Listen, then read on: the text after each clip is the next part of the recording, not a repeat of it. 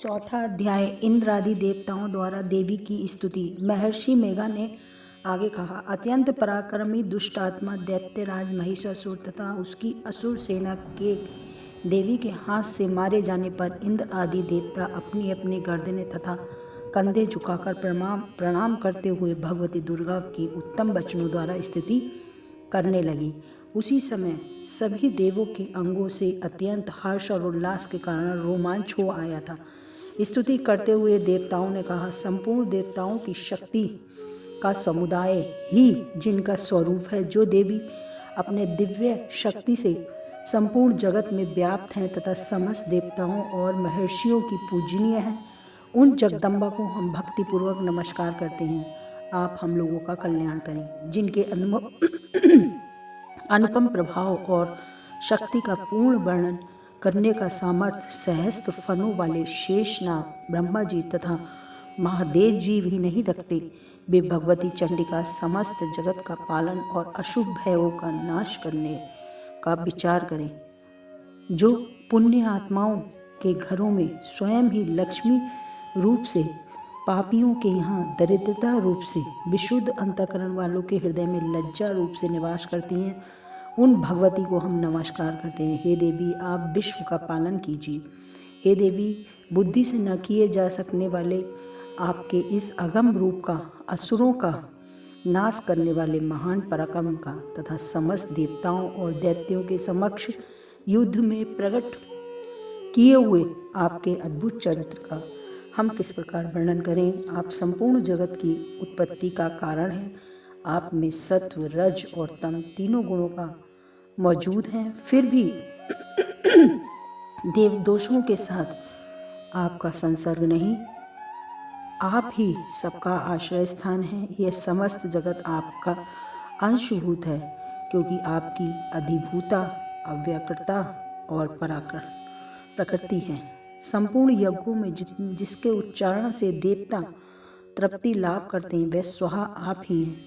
इसके अतिरिक्त आप पितरों की तृप्ति का कारण है, इसीलिए सब लोग आपको स्वधा भी कहते हैं। हे देवी, जो मोक्ष की प्राप्ति का साधन है, अच्युतन्य महाव्रत स्वरूपा, समस्त दोषों से रहित जितेंद्रिय तत्व को ही सार वस्तु मानने वाले तथा मोक्ष की कामना रखने वाले मुनिजन जिनका अभ्यास करते हैं, वह भगवती पराविद्या आप ही हैं।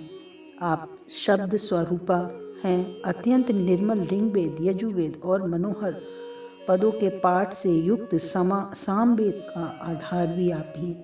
आप ही त्रयी, तीनों वेद और भगवती छयों ऐश्वर्य से युक्त हैं। हे देवी, आप इस विश्व की एवं पालन के लिए कृषि एवं आजीविका के रूप में प्रकट हुई हैं। आप ही संपूर्ण जगत की घोर पीड़ा का विनाश करती हैं, जिससे समस्त शास्त्रों के सार का ज्ञान होता है। वह मेघा शक्ति भी आप ही हैं। दुर्गम भव से उतारने वाली नौका स्वरूप दुर्गा देवी आप ही हैं। आप आसक्ति से रहित हैं। कैटभ के शत्रु भगवान विष्णु के वक्ष स्थल में एकमात्र निवास करने वाली भगवती लक्ष्मी तथा चंद्रशेखर भगवान शिव द्वारा सम्मानित गौरी आप ही हैं।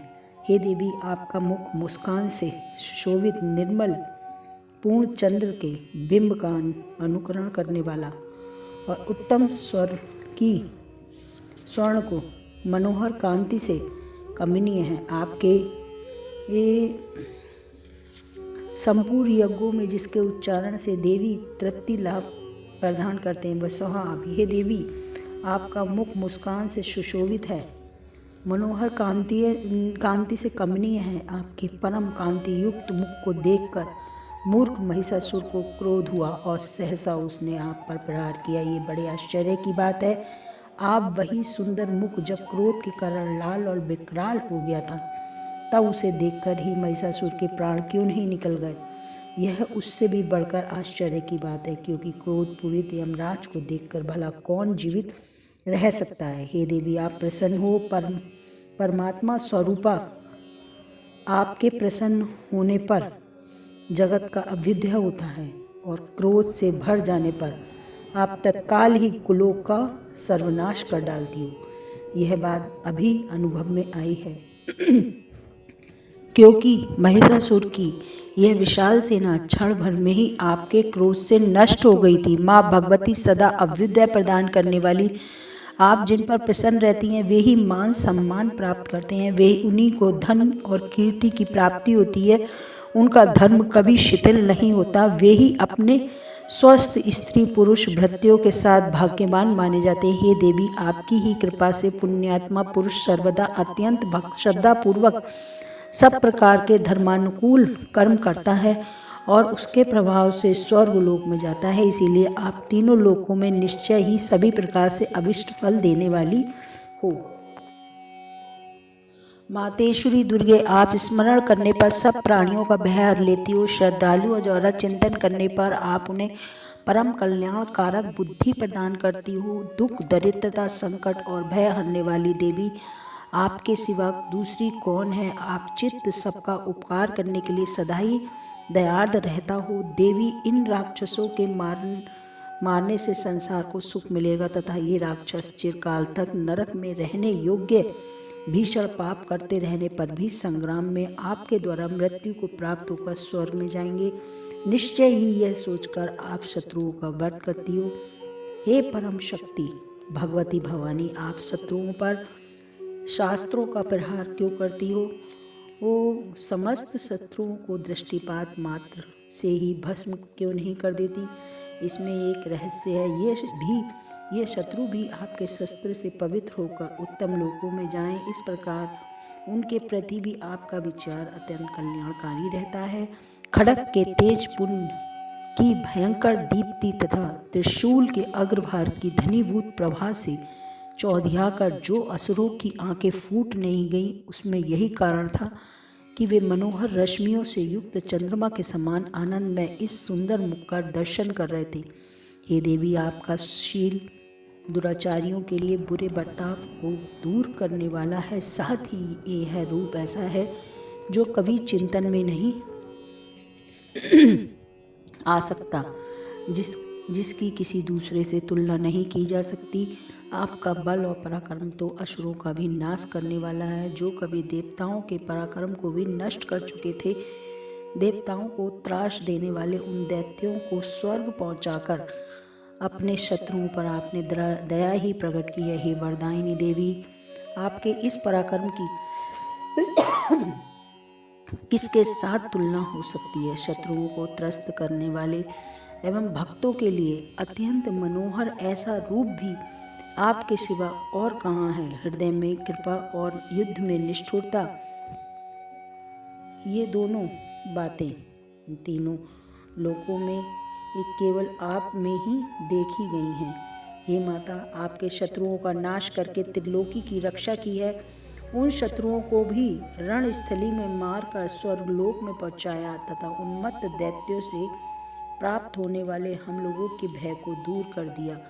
आपको हमारा नमस्कार है। हे देवी, आप शूल से हमारी रक्षा करें, जगद्रात खड़ग से हमारी रक्षा करें तथा घंटे की ध्वनि और धनुष की टंकार से भी आप हम लोगों की रक्षा करें। चंडिके पूर्व पश्चिम दक्षिण दिशा में आप हमारी रक्षा करें और त्रिशूल को घुमाकर आप उत्तर दिशा में हमारी रक्षा करें।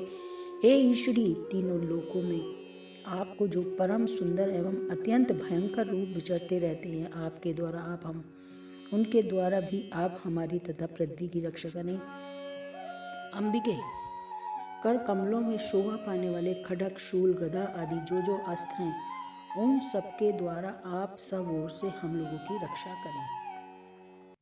इस प्रकार देवताओं ने जगदम्बा की स्तुति की और नंदन बन के दिव्य पुष्पों एवं गंध चंदन आदि द्वारा उनका पूजन किया। फिर सबने मिलकर भक्ति पूर्वक दिव्य धूपों की सुगंध अर्पित की। तब देवी ने प्रसन्न बदन होकर प्रणाम करके उन सब देवताओं से कहा, देवताओं, तुम सब लोग मुझ में जिस बात की कामना करते हो उसे मांगो। देवता बोले, भगवती ने हमारी सब इच्छाएं पूरी कर दी,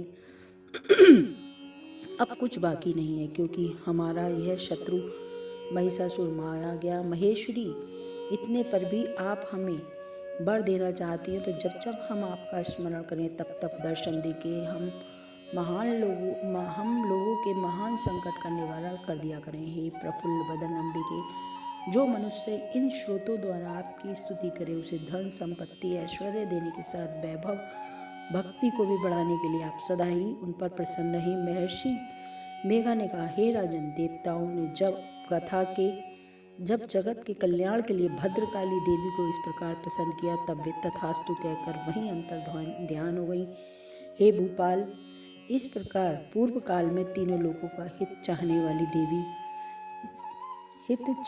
वाली देवी जिस प्रकार देवताओं के शरीर से प्रकट हुई थी वह सब कथा मैंने कह सुनाई।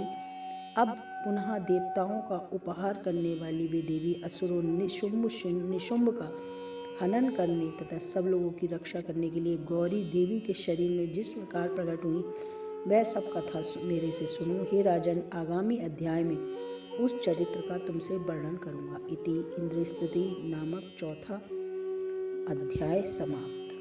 अगर वीडियो अच्छा लगे तो प्लीज़ कमेंट में जय माता दी जरूर बोलें और लाइक सब्सक्राइब जरूर कर दें।